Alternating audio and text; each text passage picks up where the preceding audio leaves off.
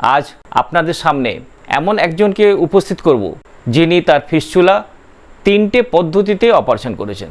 Laser, ক্ষারসূত্র, ক্ষারকর্ম। তার কাছ থেকে তার বাস্তব অভিজ্ঞতা আমরা जानते पारबो। मेरा नाम आशुतोष हेम्ब्रम है। मैं झारखंड बहरागोड़ा से आया हूँ। मैंने सर के यहाँ 2 महीना पहले चेकअप कराया था।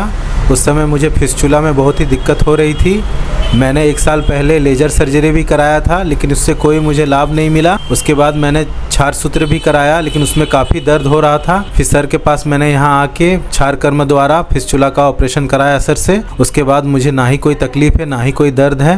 मैं बहुत आराम महसूस कर रहा हूँ और सर को तहे दिल से धन्यवाद दे रहा हूँ कि सर ने मेरा प्रॉब्लम ठीक कर दिया। बस मैं यही बोलना चाहता हूँ। पूर्व भारते प्रथम और एकमात्र আমরাই piles, fissure, fistula, rectal prolapse minimally invasive সারকর্ম পদ্ধতিতে অপারেশন করি। ক্ষারসূত্র নয়, সাফল্যের হার 99%।